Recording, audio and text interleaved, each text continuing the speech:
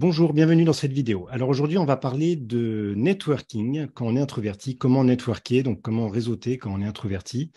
C'est un sujet dont on ne parle pas beaucoup. Tout le monde dit qu'il faut réseauter. Je crois que c'est quelque chose qui stresse énormément beaucoup d'introvertis parce que c'est quelque chose qu'on entend en permanence quand on cherche de l'emploi, un peu pour tout dans la vie, pour réussir. On n'arrête pas d'entendre il faut réseauter pour être introverti, pour réussir dans sa vie, professionnellement, personnellement. Et si tu réseautes pas, tu n'auras rien, hein. C'est un peu ce qu'on entend partout. Et quand on est introverti, par définition, notre zone de confort, elle est plus dans notre cercle restreint d'amis, de connaissances. C'est pas hyper naturel pour nous d'aller vers les autres. Au contraire, les extravertis adorent ça, hein. Ça les fait vivre, ils adorent. C'est quelque chose qui est un réflexe pour eux au quotidien. Donc pour nous, en tant qu'introvertis, souvent, ça demande une certaine sortie de zone de confort et si on n'en voit pas l'intérêt majeur, on va pas forcément le faire et ça peut jouer contre nous. Alors, je vous parle de ça aujourd'hui parce que c'est quelque chose dont on a discuté avec Anna Gomez, qui s'est un peu spécialisée sur ce sujet ces derniers temps en écrivant un bouquin sur le sujet, comment réseauter quand on est introverti.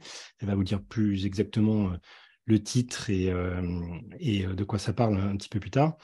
Et voilà, j'ai trouvé intéressant d'inviter sur cette chaîne Anna pour discuter plus en profondeur de ce sujet et voilà, vous aider à comprendre comment est-ce qu'il faut vraiment réseauter, est-ce que c'est si important que ça, comment on peut le faire en tant qu'introverti sans finir en burn-out, hein, si on passe son temps dans des conférences, dans des salons professionnels, des trucs comme ça peut être rapidement épuisant et démoralisant. Donc, comment faire, comment y arriver, avec quels outils, avec quel rythme. Voilà, on va parler de tout ça. Donc, Anna, bienvenue. Merci d'avoir accepté cette invitation.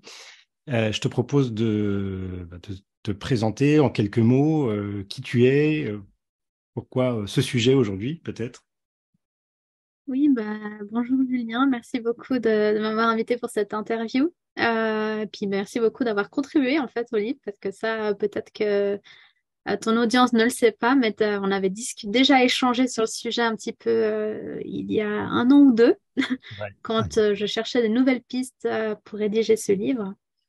Donc, moi, en fait, je suis basée à Genève, en Suisse. Et c'est vrai que depuis la fin de mes études en environnement et développement international, j'ai un peu cumulé différentes expériences, mais jamais du très long terme. Donc, j'ai un peu l'impression d'avoir changé du boulot toute ma vie jusqu'à maintenant. Et c'est vrai que, comme tu dis, on me disait souvent, il faut réseauter, c'est la seule manière. Parce que la plupart des offres ne sont pas publiées, parce que tu es en concurrence avec des gens beaucoup plus qualifiés que toi. Peut-être chaque offre reçoit 300, 400 candidatures, tu vas jamais sortir du lot, voilà. Bon, le souci, c'est que moi, voilà, je suis introvertie et j'ai aussi un trouble mental que on m'a, disons, j'aime pas dire diagnostiqué, je préfère dire on m'a découvert parce que j'ai découvert beaucoup de choses sur moi à la suite de découvrir ça.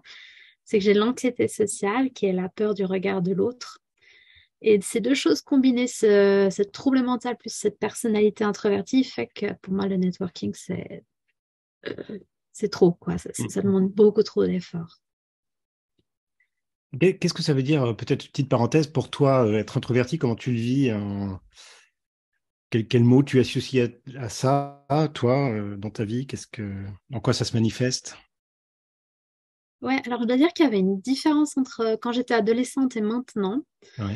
Quand j'étais adolescente, quand j'entendais introverti, c'est vrai que j'entendais un peu les stéréotypes liés à l'introversion, hein, le synonyme de timidité, grande timidité, timidité maladive, etc.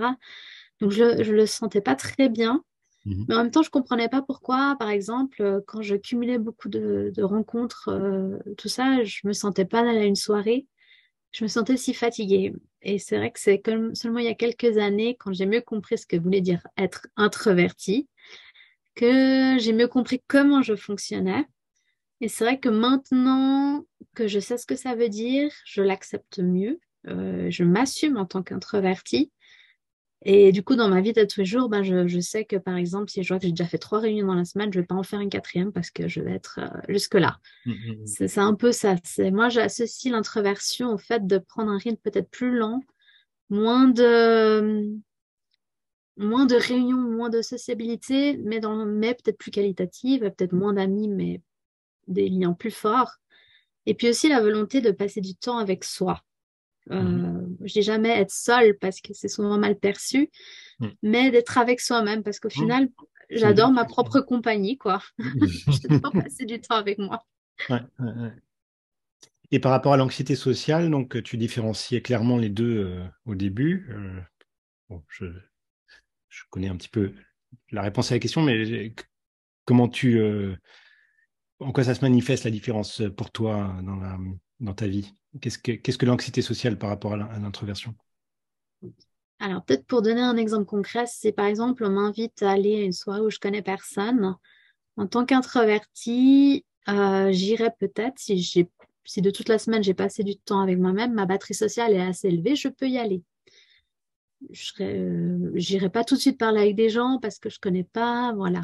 Mais en tant qu'anxieuse sociale, peut-être que j'ai très envie d'y aller, mais j'ai tellement peur d'être jugée par les gens que je connais Mm. pas que je vais éviter. C'est peut-être ça la différence. Un introverti va peut-être pas vouloir aller à une soirée parce qu'il est juste fatigué émotionnellement, Mm. alors qu'un anxieux social peut avoir envie d'aller à une soirée, mais il n'y va pas parce que ça le bloque. Mm. Mm. C'est pour ça qu'on parle de trouble mental en fait, Mm. alors que la personnalité, l'introversion, c'est plus un trait de personnalité. Mais je pense que toi, tu l'expliquerais encore plus mieux que moi. Non, non, non, mais Euh, exactement comme tu l'as dit, ouais. Et je pense que, alors moi j'emploie généralement plus le mot timidité qu'anxiété sociale, mais ça rejoint un petit peu les mêmes symptômes. Et juste petite parenthèse à ça, je pense que la plupart des personnes qui s'intéressent à l'introversion, qui me suivent sur cette chaîne, sur mon site, euh, sont introvertis et timides ou anxieuses sociales. Enfin, sinon, on ne s'intéresserait pas à ce sujet, en fait, ce ne serait pas un sujet. Donc, ce qu'on mhm, cherche à faire, c'est à gagner confiance en soi.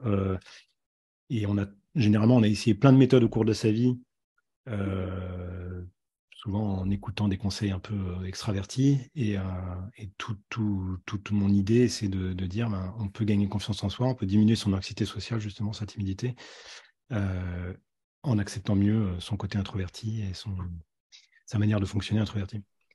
mhm. Donc, mais je vois que tu es complètement en phase avec ça. Du coup, on va enchaîner sur le sujet du networking. Euh,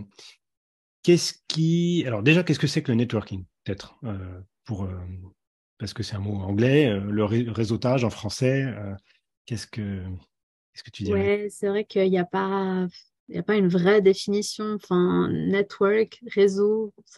En fait, c'est le fait de rencontrer des gens, peut-être des experts ou des professionnels dans un domaine, dans le but soit de peut-être accroître ses opportunités de carrière, si je peux le dire comme ça, hein. Ça peut être soit d'avoir une promotion, soit de changer de carrière, soit juste d'obtenir un emploi. Ou alors sa clientèle si on a une entreprise ou on est sur le point de développer son entreprise. Mm. Donc souvent, ça se représente par un événement où il y a peut-être une vingtaine, trentaine de personnes et puis les gens discutent un peu de manière informelle, s'échangent carte de visite et voilà.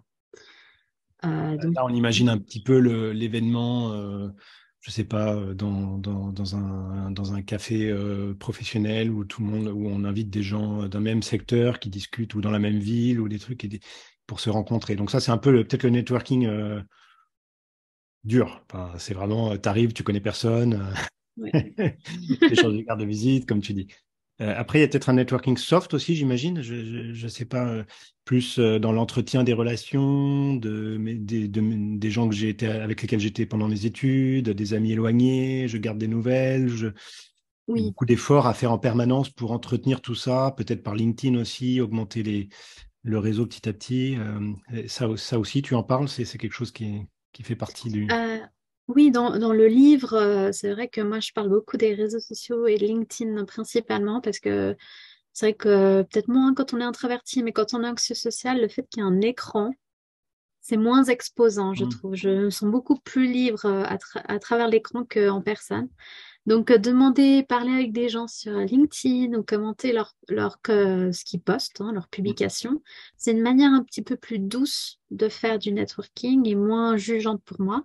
Peut-être en tant qu'introverti aussi, ça nous permet de faire ça à un moment où on se sent mieux au lieu de, voilà, d'avoir tout ce Ouais, concentré de personnes et de devoir échanger vite les cartes de visite, quoi. ouais, ouais, ouais. Et puis ça permet d'entretenir, comme tu dis, les relations sans être trop intrusif, hein, en demandant aux gens de les appeler et tout ça. Moi, ça passe pas, Mm. quoi. Quelque chose que j'ai beaucoup entendu, moi, parce que j'ai fait une école d'ingénieur en France par le passé, et, et ça, c'était vraiment peut-être la valeur fondamentale de l'école d'ingénieur. L'avantage principal, c'était juste de créer un réseau, en fait, par les anciens. Mais là, je parle d'école d'ingé, mais je pense que c'est vrai pour beaucoup de types d'études. Il y a un Mhm. réseau qui se crée par la promotion dans laquelle tu es. Et ensuite, il faut le maintenir, il faut garder contact avec ces gens, il faut aller aux rencontres annuelles Ouais, les alumni. d'associations des anciens étudiants, de machin, de choses. Pareil, après, j'ai beaucoup entendu ça dans mon boulot. Si je veux, à l'époque où j'étais dans une grande entreprise, euh, on n'arrêtait pas de me dire, mais si tu veux progresser, bah, ça suffit pas de faire le bon boulot. Faut aussi aller aux événements d'entreprise. Faut aussi discuter comme ça autour d'un verre avec le directeur général. Faut aussi ce genre de choses. Et tout ça, je le sentais absolument pas. Alors, et alors, ce que je trouve intéressant, je sais pas ce que tu en penses, mais euh, voilà, est-ce que c'est si important que ça de networker, en fait? Est-ce que tu peux pas réussir ta vie si tu connais pas la terre entière? Bon, dit comme ça à l'extrême, non, hein, évidemment que non. Évidemment que tu peux réussir ta vie totalement. Enfin, jusqu'à maintenant, c'est vrai que j'ai obtenu la plupart de mes boulots en postulant. Mm. C'est juste combien de CV j'ai dû envoyer et contre qui je me suis battue. Comme j'ai dit, 300, 500. Il y a même une fois, une offre, c'était 700 candidatures. Alors, les chances que j'obtienne le job, elles sont pas minimes, hein, elles sont pas Mm. à zéro. C'est beaucoup plus difficile. Disons que si tu Euh, connaissais quelqu'un dans la boîte à laquelle tu as écrit, il y a des chances que tu pourrais l'appeler, tu pourrais. c'est un peu plus, ouais, t'as peut-être plus de chances d'aller en entretien et de là, après, ça dépend de toi, de ta personnalité en entretien, mais au moins, on te donne cette chance. Alors que là, un Mm. CV, tu peux pas trop le défendre. Et puis aussi, il y a des offres qui sont pas publiées, excuse-moi. Donc, du coup, c'est un peu plus Mm. difficile de les obtenir. Donc, je dirais pas que sans networking, on peut pas avoir de boulot, ou développer sa clientèle, mais c'est un peu plus difficile. Augmenter, Par je pense. exemple, ouais, ouais, voilà. Et puis quand on est une entreprise, peut-être au début, on n'est pas connu. Donc, pour que les gens pensent à notre entreprise et nous cherchent sur Google, et même s'ils nous cherchent sur Google avec des mots-clés, c'est pas notre entreprise qui va passer en premier dans le truc. C'est vrai que c'est plus compliqué. C'est pas impossible, mais c'est beaucoup plus compliqué. Et moi, je l'ai vécu jusqu'à maintenant, quoi. Mm. Et alors, donc pour résumer, tu dirais, c'est pas forcément indispensable, mais forcément, la personne qui toute sa vie a intégré le fait de networker, ça fait partie de son ADN, ce qui est souvent le cas des personnes les plus extraverties. Mhm. Elles augmentent fortement leurs chances de réussite, enfin de trouver en tout cas, d'obtenir en tout cas des entretiens ou ce genre de choses. Ouais. Moi, j'ai l'impression, en tout cas de ma perception, mais bon, j'ai l'anxiété sociale, donc ma perception, elle est peut-être pas juste. Mais c'est vrai que ma perception, j'allais à des événements, moi j'avais du mal à parler, et puis je voyais des personnes plus extraverties, échanger les cartes de visite, et puis après, je sais pas, au mois ou deux après, hop, elles avaient un job, et moi je me disais, mais comment et pourquoi moi je suis pas comme ça? Parce que c'est évidemment avant que je comprenne qui je suis. Donc du coup, c'est vrai que, ouais, moi j'ai l'impression que c'est beaucoup plus compliqué. À Genève, on parle souvent que chaque secteur est un peu un microcosme, donc tout le monde finit par se connaître. Hmm. Donc ouais, c'est vrai que ça aide d'être connu par les autres, quoi. Mais alors, est-ce qu'il n'y a pas différentes manières de networker? Est-ce que on ne prend pas le mot de manière trop vaste finalement et chacun peut trouver sa manière de faire en fonction de sa personnalité? Est-ce qu'il y a...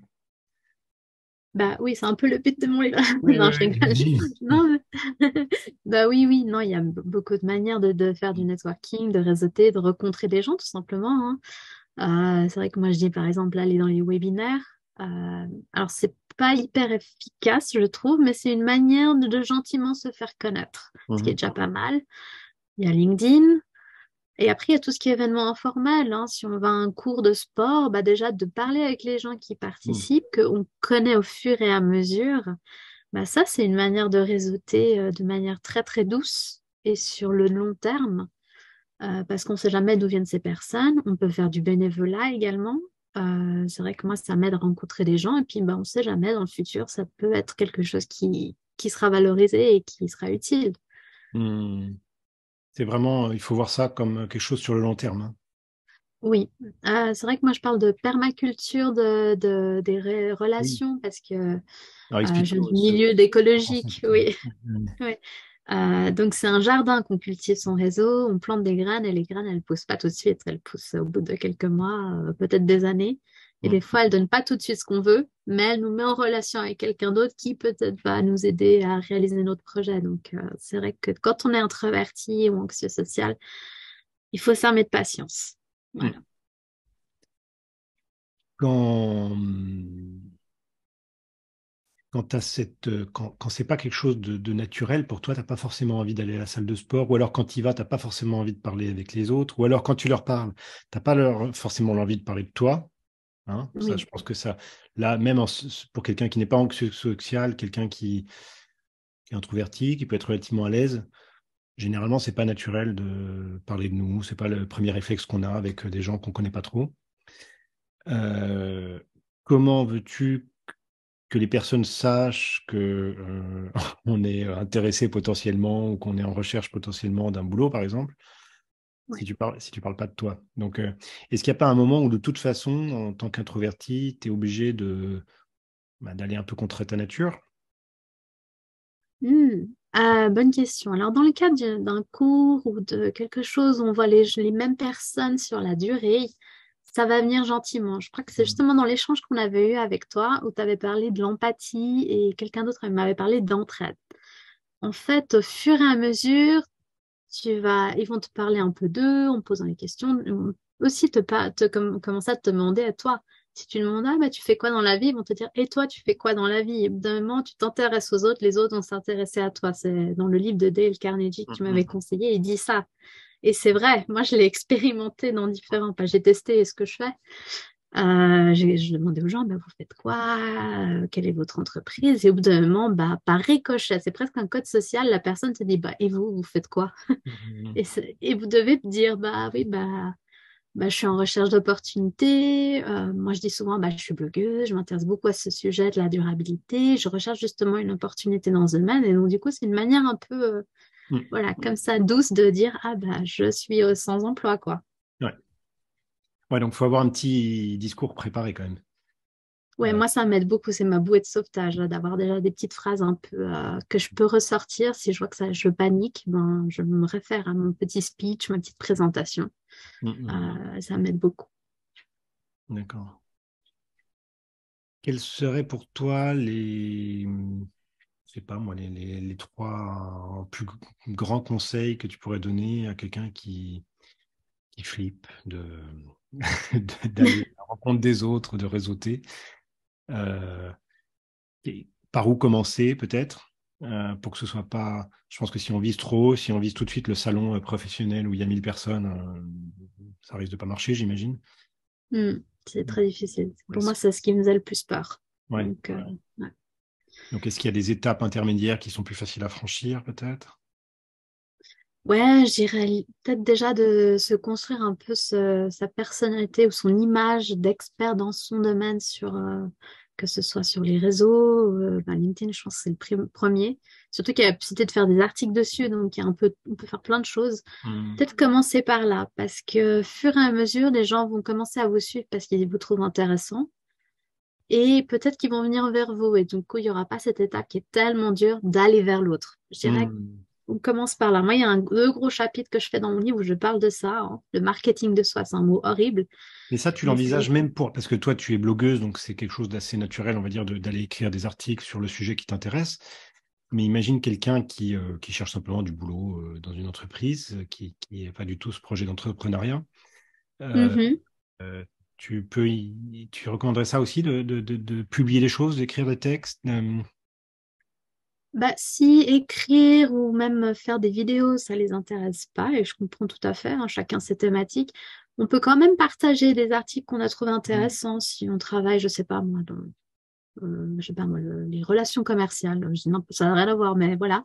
Bon, on peut toujours partager un article Ouais, qu'on a en vu et puis commentant juste le éventuellement un petit commenter peu. D'accord. Ouais, c'est intéressant. Du aussi. coup, petit à petit, tu te crées un profil un peu, par exemple, sur LinkedIn, mais ça peut être d'autres réseaux sociaux aussi, euh, où tu montres un peu finalement ta personnalité, tu t'engages, tu t'exposes un peu quelque part, mais de manière douce quand même, parce que c'est pas, voilà, t'es pas en train de prendre le Oui, micro devant 2000 personnes. oui, c'est plus, comme j'ai dit, il y a l'écran, donc du coup, Ouais. ouf. D'accord. Oui, oui, c'est ça. Moi, j'ai Ouais, c'est peut-être intéressant. commencé par là, c'est mieux. Puis Ouais. après, aller faire du networking, ce que j'appelle du networking informel, c'est peut-être plus sympa, c'est-à-dire bah, les cours, du bénévolat. Mm. Comme ça, on n'a pas besoin de dire bonjour et déjà s'exposer à des 50 personnes tout de suite. On peut y aller en douceur. On dit bonjour, puis après c'est bonjour, comment ça va? Puis après, ah bonjour, bah, qu'est-ce que tu fais dans la vie? Chaque jour, c'est une nouvelle étape qui est franchie. Mm. Donc, je dirais peut-être ça, c'est pas mal. Et puis, si vraiment après on veut aller dans les grands événements de networking, moi, ce qui m'aide beaucoup, c'est la préparation. Ouais. C'est-à-dire avoir mon pitch, mes petites phrases, même des phrases de sortie, hein. Mm. Bah, je vous laisse circuler. Merci beaucoup. Est-ce qu'on peut rester connecté sur LinkedIn? Ça peut sembler un peu automatique et pas très naturel, mais fur et à mesure, ça deviendra plus naturel si on adapte à sa manière de d'être et de parler. Ouais. Et alors peut-être aussi développer un peu son réseau existant, c'est-à-dire, alors là je sais pas, hein, je n'ai pas réfléchi au sujet avant de te parler, mais je peux imaginer que quand on est introverti, bah, je le vois moi-même, je vais pas avoir le réflexe de contacter des personnes que je connais en fait. Mm. En prenant un peu de recul, il n'y aurait aucun problème que je leur envoie un message sur LinkedIn en leur disant, écoute, actuellement, je suis en recherche d'emploi, tu n'aurais pas un truc, ah, tu serais pas au courant dans ta boîte d'un truc, ou tu vois. Et je vais pas le Mhm. faire parce que je me dis, je vais déranger, Ouais. voilà, peut-être que ça se fait pas. Alors que généralement, si on se dit, ben, est-ce que moi, si j'étais dans le cas de l'autre, j'ai un boulot, voilà, et il y a un copain ou un ancien copain de promo ou même une connaissance de promo qui me contacte simplement comme ça, est-ce que je le prendrais mal? Au pire, j'ai pas le temps, je lui réponds pas, mais Ouais. Non, je suis d'accord avec toi. Contacter les gens, ça devrait être c'est même la toute première étape. ouais, J'y pense personne pas non comprenne. plus. Ouais, ouais. Ouais, c'est vrai que moi, j'y pense pas non plus. J'ai aussi ben, anxiété sociale oblige. Je me dis, ah non, mais je vais les embêter. Et puis, qu'est-ce qu'ils vont penser de moi? Mais c'est vrai que j'ai lu un livre récemment qui s'appelait L'homme heureux de Mhm. Vincent Gounel.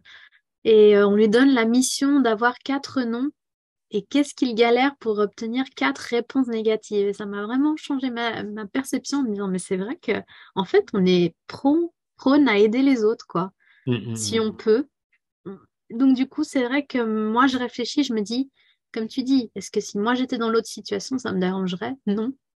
mhm, Enfin, si c'est juste dire, bah non, il n'y a pas d'emploi, je suis désolée, mais donne-moi ton CV, on verra. mhm.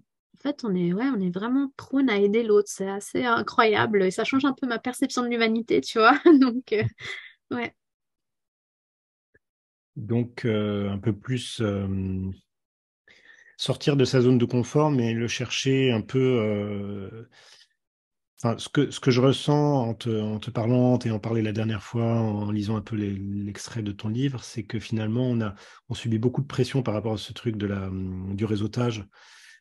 Et on a tout de suite cette impression assez extravertie finalement que pour réseauter, il faudrait contacter 200 personnes, il faudrait envoyer des messages sur LinkedIn au plus de gens possible, il faudrait Mm. bah, aller à des salons professionnels et faire le tour de tout le truc, discuter avec les gens, avec des inconnus et tout. En fait, avant ça, il y a plein de choses qu'on peut faire déjà. Déjà, Mm. commencer par toutes les personnes qu'on connaît. Oui, Ensuite, éventuellement, faire ce que tu disais tout à l'heure sur LinkedIn, commencer à partager un peu de soi, de ses réflexions, sa personnalité, ce genre de choses. Aller ensuite l'informel dans les associations, tout ça. Non, c'est super intéressant. ouais, Euh, puis je peux ouais. juste me permettre parce que bah, justement, on en parlait dans l'échange. peut-être que la méthode extravertie de parler à 200 personnes et d'échanger des centaines de cartes de visite, en fait, au final, c'est peut-être pas si efficace que ça parce que on doit construire une relation de confiance. Et donc, ça prend du temps. Et il faut s'intéresser à l'autre. C'est vraiment toi qui m'avais donné cette perception que je comprenais pas. Moi, j'avais l'impression que le networking, c'est il faut se vendre. Et en fait, non, il faut construire la relation. Et c'est en s'intéressant à l'autre et c'est en parlant un peu plus longtemps que juste 5 minutes en disant bonjour, je m'appelle ci, j'ai ça, vous ne recherchez pas quelqu'un, ciao. Au Mm, suivant, non, ça marche pas. mm, Ouais, c'est vrai que, et dans ce cas-là, si on se dit, l'objectif, c'est pas de me faire connaître au plus de monde possible, c'est de simplement, peut-être, il vaut mieux 10 relations un peu de qualité que 100 de mauvaise qualité. Là, peut-être, on a des atouts Mhm. intéressants en tant qu'introverti. Alors, parle-moi de ces atouts, d'ailleurs. Est-ce que, est-ce qu'il y a des choses sur lesquelles on peut miser? Parce que voilà, on n'est pas très à l'aise pour blablater, pour raconter notre vie, pour se jeter des fleurs. Ça, c'est pas le genre de truc qu'on sait très, très bien faire. Est-ce qu'il y a des choses où, généralement, en tant qu'introverti, on peut être un peu plus à l'aise et on gagnerait à miser plus dessus dans le cadre du réseautage? Oui, bah évidemment qu'on a des qualités enfin, qu'on peut protéger enfin, et réutiliser. Ben, déjà, la préparation, on est très doué pour être très bien organisé et se préparer. Mhm. On en a même besoin. Enfin, en tant que seul, on en a besoin, peut-être moins les introvertis. Donc d'y aller préparer, déjà, ça donne une très bonne image de soi parce que ça montre qu'on est vraiment professionnel. Puis après, je dirais, c'est vraiment notre sens de l'écoute et notre capacité à développer l'empathie, à comprendre l'autre, à chercher à le comprendre, à comprendre ses besoins et peut-être même à l'entraider, enfin, à s'entraider et puis à l'aider. Mais je dirais, le sens de l'écoute, c'est le premier. Si on y va juste, si on se présente et puis on écoute, ben, ça déjà là, ça aide à créer cette relation. Mhm. Alors, c'est vrai que quand on est anxieux social, on est tellement plongé dans ces pensées qui nous terrorisent que c'est difficile de se dire on pause et on écoute l'autre. Mhm. Mais si on est introverti, n'hésitez pas, mais foncez sur ça, sur cette qualité, elle est vraiment Mhm. primordiale. Beaucoup de gens me Alors, disent oui, on concrètement, s'écoute plus. concrètement, ça veut Ouais. dire, imaginons, tu arrives dans cette situation terrible, que tu es dans un salon professionnel et il y a l'entreprise dont tu rêves qui est là, il y a le mec des ressources humaines qui est sur son stand et tu as absolument envie de lui parler. Tu aurais un conseil sur comment démarrer? Donc, le premier réflexe que beaucoup ont, c'est ah, je devrais arriver et dire bonjour, je suis Julien Prest, j'ai super envie de votre job. Bon, ça, j'imagine, c'est pas la bonne technique. Euh, Ouais, je c'est une commence à bonne question. m'intéresser à la personne, à l'entreprise. Qu'est-ce qu'on Ouais, peut. bah, il y a plusieurs techniques en fonction de la situation. C'est vrai que moi, une que j'ai utilisée, bon, elle est un peu passive, hein, j'ai remarqué que quand je suis en événement de networking et que je me pose à une table en essayant déjà de me calmer et puis voilà, d'aller vers l'autre, bah, les gens, il y a certaines personnes qui voient que tous les autres ont formé des groupes, donc ils vont venir vers moi qui suis toute seule, donc ils m'abordent. Si il y a un buffet, des fois de juste dire, ah, vous avez goûté ce sandwich, il est bon. Et puis ben là, on peut enchaîner gentiment et puis poser des questions à la personne. Mais si c'est le cadre d'un stand, ben on peut juste voir s'il y a un flyer, même si on connaît l'entreprise, en disant bonjour, je m'intéresse beaucoup à votre entreprise. Euh, et puis là, on pose des questions, on dira, ah, ben, vous avez développé ce produit, c'est intéressant, vous pourriez peut-être m'en en dire plus. Pour s'intéresser à l'autre, moi j'ai l'impression qu'il faut quand même poser quelques questions et le laisser parler. Évidemment, pas en mode interrogatoire, parce que là, ça bloque la Ouais, personne, mais dans une discussion normale, poser des questions. Ouais, je dirais que c'est ça, peut-être le primordial. Mais après, c'est un peu au feeling après. ouais, bien sûr. Ouais. D'accord. Mais donc, pas attaquer dans le dur, quoi. Attaquer, y aller doucement par d'autres. Vous avez goûté ce sandwich, et puis ensuite, ah Moi, oui, d'ailleurs, qu'est-ce que vous faites? Et puis. ouais, pour moi, c'est beaucoup plus facile et émotivement, ouais, facile, quoi. D'accord.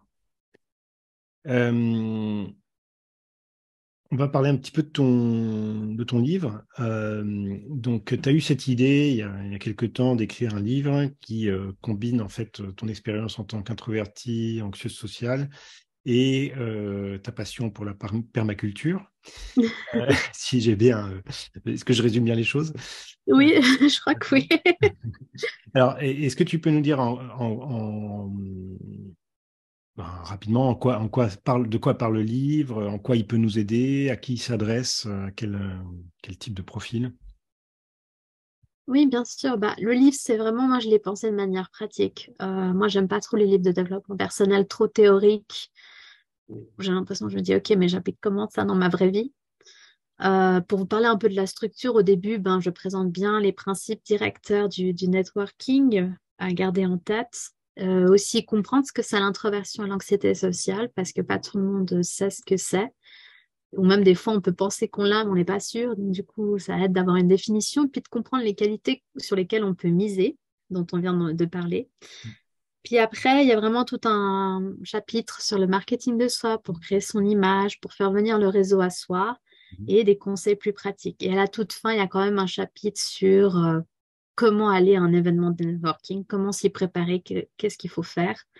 Parce qu'évidemment, on ne peut pas non plus y échapper complètement. D'un moment, on Hmm. a peut-être besoin, mais on y va en douceur et c'est le dernier chapitre. Je le présente un peu comme une échelle du plus facile au plus difficile.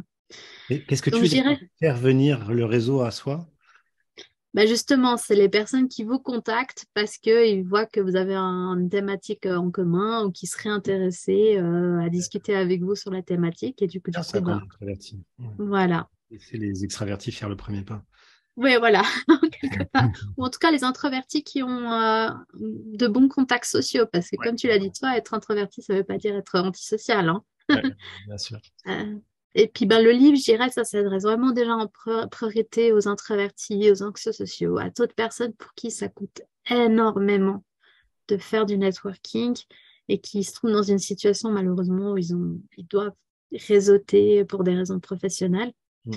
Donc, je dirais ça. Et c'est vraiment très pratique. Je donne vraiment des conseils que vous pouvez mettre sur place tout de suite. Même des fois, des trucs basiques de comment faire une infographie si on a envie de faire une infographie sur LinkedIn, quoi. D'accord. Voilà. C'est bien. Ah, je vais l'acheter, ça va m'aider aussi. Euh, et qu'est-ce que je voulais dire? Est-ce que c'est uniquement pour les personnes qui ont maintenant besoin de réseauter pour sortir de leur situation, qui, je sais pas, qui sont sans emploi, voilà.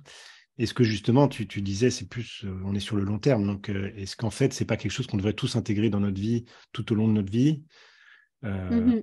Moi-même, je sens que c'est quelque chose que je devrais plus faire tout au long de ma vie, que j'ai tendance à négliger, euh, parce que justement, bah, à force, ça crée des Oui, opportunités, quoi. souvent on dit le plus tôt, le mieux, quoi. Enfin, même pendant ses études, on peut déjà commencer en intégrant quelques personnes sur son réseau, en cultivant. C'est une manière aussi de s'entraîner, hein, parce que je le dis à la toute fin, et on le voit dans l'extrait, c'est en networkant qu'on devient un meilleur networker, si je peux dire mauvais français. Donc du coup, il faut commencer assez vite et assez tôt. Ça ne veut pas dire que parce que vous n'avez pas commencé que c'est foutu, hein. On peut commencer à tout âge et à tout moment. Mais si ça prend du temps, il vaut mieux commencer assez vite à se construire, quoi. Même si on construit son image de marque dans un secteur et puis qu'on change tout d'un coup, il n'y a pas de souci. On peut faire cette transition sans problème, mais le plus tôt, le mieux. Donc, même si vous en êtes au début de votre carrière, ben, allez-y, commencez déjà. D'accord.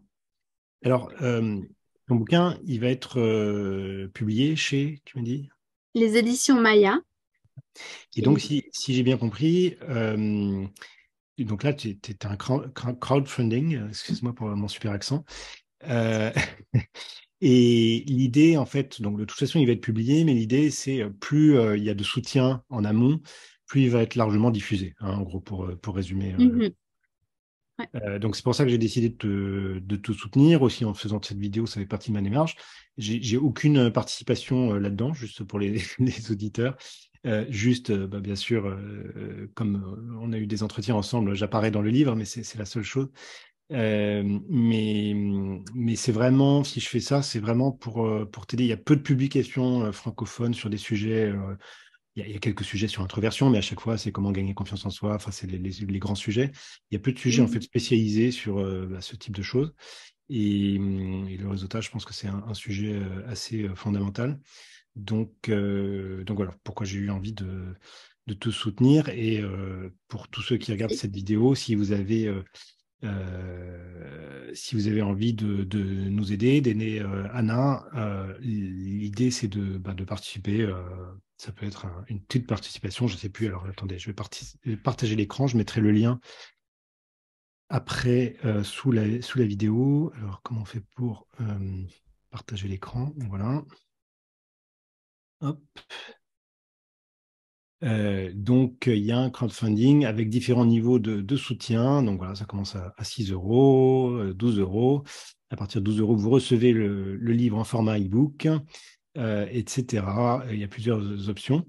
Donc, n'hésitez pas à venir zut, maintenant, j'arrive plus à revenir.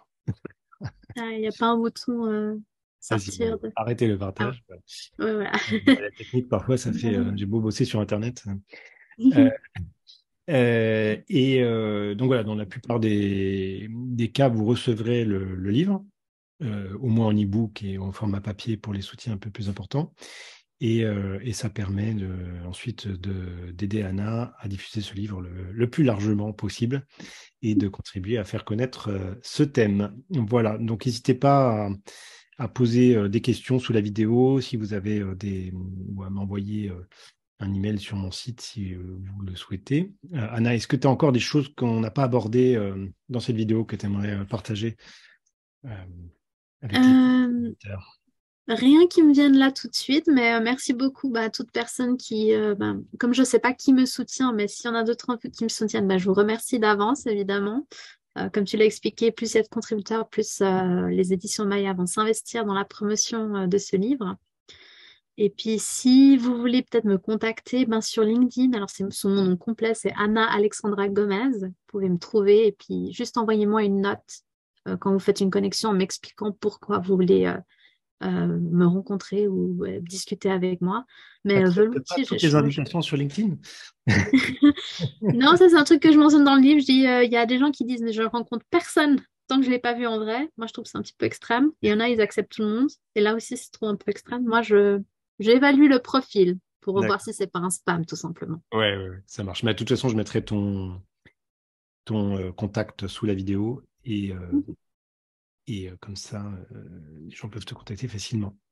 Super, bah merci pour ton temps, pour cet entretien très, très enrichissant. Et Merci. à très bientôt, peut-être pour de futures interviews. Ouais, volontiers. Au revoir. Au revoir.